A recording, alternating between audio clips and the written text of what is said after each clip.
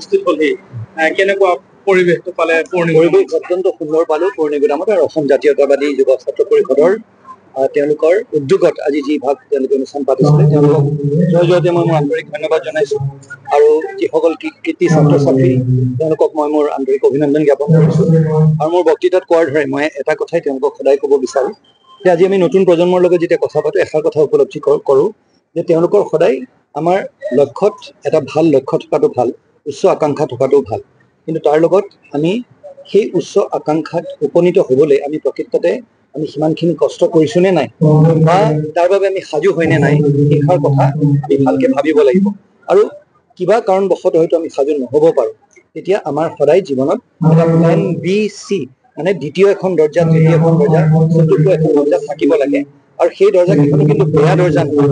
আজি মই IAS officer হ'বলৈ বিচাৰিছো, মই IITত পঢ়িবলৈ বিচাৰিছো, মই all India institute of medical চায়েন্সেছত পঢ়িবলৈ চেষ্টা কৰিছো, কিন্তু কিবা কাৰণবশতঃ যদি মই চিট পোৱা নাই বা মই মোৰ লক্ষ্যত উপনীত হ'ব পৰা নাই, মোৰ জীৱনটো তাতে শেষ হৈ নাযায়। জীৱনটো অত্যন্ত সুন্দৰ আৰু বহুতখিনি আছে আমাৰ জীৱনত। মই ভাবো যে সেই দ্বিতীয় তৃতীয় চতুৰ্থ দৰ্জাৰ কথা আমি হৃদয়ংগম কৰিব লাগে আৰু নিজৰ জীৱনটো সুচাৰুৰূপে যদি আমি পৰিচালনা কৰোঁ, ভালকে পঢ়া শুনা কৰোঁ, আমাৰ অগ্ৰজসকলক যদি আমি সন্মান কৰোঁ আৰু গুৰুজনাই আমাৰ শিকাই যোৱা যোনটো পথ সেই পথত যদি আমি অনুকৰণ কৰোঁ আমাৰ জীৱনটো নিশ্চয় সুন্দৰ হ'ব। আজি আপুনি আদৰণি অনুষ্ঠানত আহিলে আৰু দেখা পোৱা গৈছে আপুনি প্ৰত্যেক দিনা আপুনি চৰকাৰী যি কাৰ্যালয়সমূহত স্বাধীন ভিজিট দিয়া দেখা পোৱা গৈছে। চব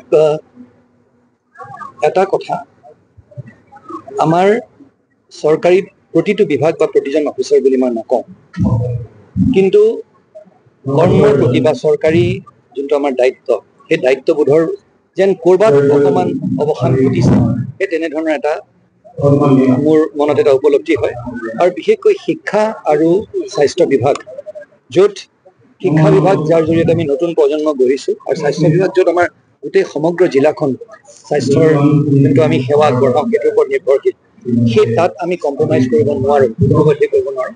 সেই তাৰ বাবে এই অভিযান জাৰি থাকিব।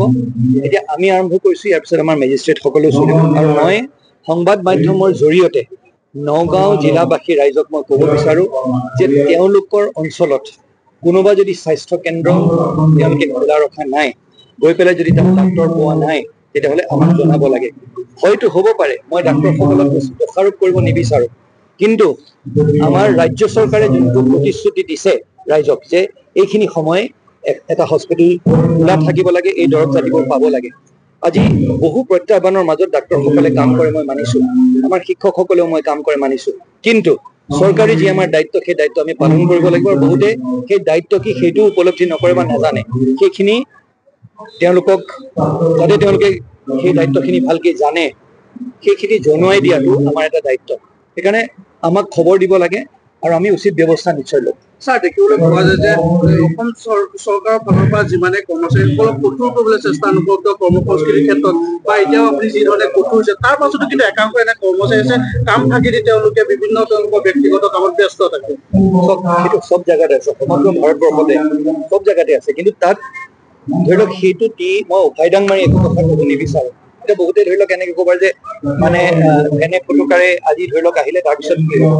এই বস্তুটো প্ৰশাসনিক দিশটোত এটা খুব গুৰুত্বপূৰ্ণ কথা যে আমি কিবা অভিযান আমি অব্যাহত ৰাখিব লাগিব। আজি কৰিলোঁ, এটা হুলস্থুল কৰিলোঁ, শেষ হৈ গ'ল, সেইটো নহয়।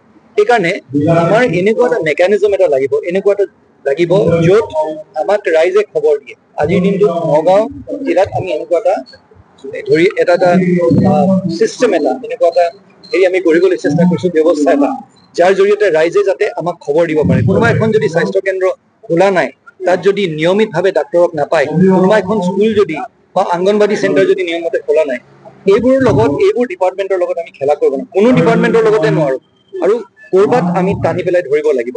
আৰু টানি পেলাই যদি মই ধৰোঁ, এতিয়া মই আমাৰ মেজিষ্ট্ৰেটসকলকো কৈছোঁ এইখিনি আমি কৰিবলৈ চেষ্টা কৰিম। উফাইদাং মাৰি একো কথা নকওঁ, কৰিব পাৰিমেই বুলি একো নকওঁ, কিন্তু চেষ্টা কৰিলে হয়, আমি চেষ্টা নিশ্চয় কৰিম।